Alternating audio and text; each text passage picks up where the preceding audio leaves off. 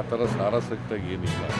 ನಮಗೆಲ್ಲ ಹಿಡ್ದೇ ನಾವು ಅಧಿಕಾರ. ಈಗ ಮೈಸೂರು ನಗರದಲ್ಲಿ 2 ಗೆದ್ದಿದ್ದೀವಿ, ಎನ್.ಆರ್. ಮತ್ತು ಚಾಮರಾಜ 2 ಗೆದ್ದಿದ್ದೀವಿ. ಆದರೆ ಮೈಸೂರು ನಗರದ ಜನ ಎಲ್ಲ ನಮ್ಮ ಕೈ ಬಿಟ್ಟಿರೋದ್ರಿಂದ ಯಾವುದೇ ಗೋಪಾಲ್ ಗೌಡರು ಹೇಳೋದಕ್ಕೆ ಅಥವಾ ಹೇಳದೇ ಇರೋದಕ್ಕೆ ಪರನೂ ಇಲ್ಲ, ವಿರೋಧ ಇಲ್ಲ. ಕಾನೂನು ಪ್ರಕಾರ ಮಾಡ್ತೀವಿ, ಸರ್ಕಾರ ಕಾನೂನು ಪ್ರಕಾರ ಮಾಡ್ತೀವಿ.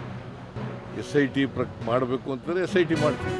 ಪೊಲೀಸ್ ಡಿಪಾರ್ಟ್ಮೆಂಟ್ನವರು ವರದಿ ಆಧಾರದ ಮೇಲೆ ಈಗ ಏನು ಮಾಡಿದ್ದಾನೆ, 10 ವರ್ಷ ಅಬ್ಸ್ಕಾಂಡ್ ಆಗಿಬಿಟ್ಟಿದ್ದಾನೆ. ಅವನು 164 ಸ್ಟೇಟ್ಮೆಂಟ್ ಕೊಟ್ಟಿದ್ದಾನೆ ಪೊಲೀಸ್ನವ್ರಿಗೆ. ಆ 164 ಸ್ಟೇಟ್ಮೆಂಟ್ನಲ್ಲಿ ಅವನು ಏನು ಹೇಳಬೇಕು ಎಲ್ಲ ಹೇಳಿದ್ದಾನೆ. ನಾನೇ ಊಟ ಹಾಕಿದ್ದೀನಿ ಅಂತ ಹೇಳಿದ್ದಾನೆ. ಆ ಎಣೆಗಳನ್ನು ತೋರಿಸ್ತೀನಿ, ಊಟ ಹಾಕಿದ್ದೆ ಪೊಲೀಸ್ನವರು ಏನು ಹೇಳ್ತಾರೆ ನೋಡೋಣ. ನಾಳೆ ಇವತ್ತು ನಾಳೆ ಯಾವುದೇ ಒತ್ತಡ ಇಲ್ಲ. ಒತ್ತಡ ಹಾಕಿದ್ರೂ ನಾವು ಯಾರ ಮಾತು ಕೇಳೋಲ್ಲ, ಕಾನೂನು ರೀತಿಯೇ ಮಾಡ್ತೀವಿ.